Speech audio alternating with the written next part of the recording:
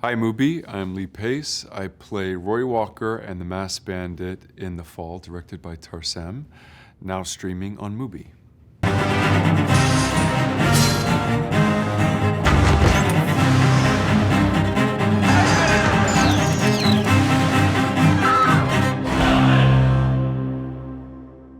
Well, before I read the script of The Fall, I had this meeting with Tarsem, who is insane, and he came into this conference room with a cigar box full of these mnemonics that he had been carrying around for about 13 years. A little toy monkey, I remember, photographs, just little things that reminded him of the story. And as he'd been shooting, he carried this box around and was formulating this movie in his head. And we got into this room, and for 2 hours, he was showing me these things and describing what he wanted to do. We're gonna shoot in South Africa. You're going to be in a wheelchair. I just found this amazing girl in Romania named Katinka. She's Alexandria, and since I found her, I'm gonna make this movie right now. You'll be in a wheelchair. Everyone's going to think you're this character, and then we're going to shoot the fantasy in India. I mean, it was the most insane meeting I've ever had in my career. And of course, I was like, yes, yeah, absolutely. I want to do it. Well, I play Roy Walker, who, the reality of the film takes place in the 20s, in Los Angeles, at the very beginning of the movie business. And a lot of those movies were basically stunts. People would, kind of create a very flimsy story about someone being tied to a railroad track so that they could film, some, dangerous moment. And a lot of people got hurt. A lot of people, it was not the safest thing to do.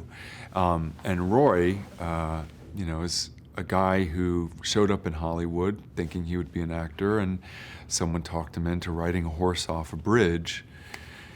He does, and he becomes paralyzed. So he's a young man who's is kind of looking at the life ahead of him and doesn't really see what he had expected.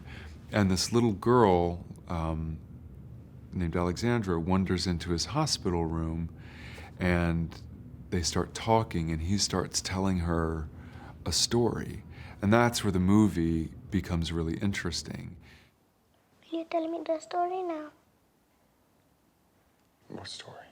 The epic. I remember my first fitting with Eiko, and she kind of showed me the great big chaps and the army, kind of sleeveless army vest and the blue kimono and the kind of wide brim hat, and I was like, cool. Like, this is the kind of movie I want to be a part of, because it was just so it was original. It was singular in its way. And then she patted my tummy and said, you need to lose that. So I had my work cut out for me. I will destroy him! I will destroy him! Destroy him! Destroy him! Reflecting back, I've worked for, about 20 years since, and with a lot of different actors, and the experience I had working with Katinka, it's the hardest thing and the easiest thing in the world to do, to just relax and believe your character and believe the story. And with Katinka, who had nothing standing in the way of believing that story, she brought me right with her. And I remember towards the end of the shoot, where I was like, Katinka, we're acting. We're actors, and this is what actors do. We play in a serious way. You're playing Alexandria, and you have a responsibility for that character.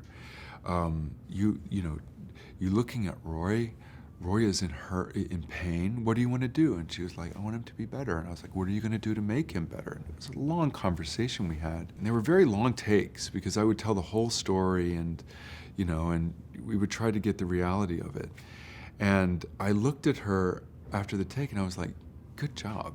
And she looked at me back, and she had this pride on her eyes because she knew what she had done.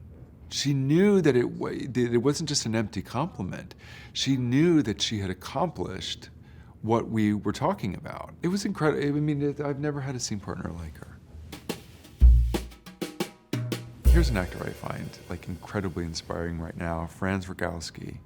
I find him so enigmatic. I could just watch the scenes he does again and again and again because the psychology behind his eyes, the freedom he feels in front of the camera when he's like moving and dancing. I mean, I find him absolutely hypnotic. And I found his films on Mubi. One of the reasons we signed up and subscribed to it, because to see Passages and then to see, you know, some of his other filmography. I mean, I find him phenomenal.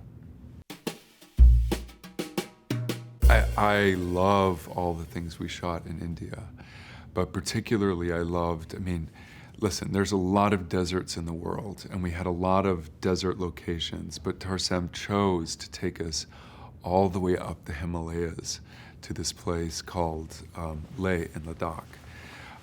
And it was not easy to get a whole crew of people up there. He tried to bring an elephant up there, but couldn't get it up to that altitude. Horses we brought up, and we were shooting in these vast, vast high altitude mountain deserts where the sky was like a blue that I've never seen a sky be before.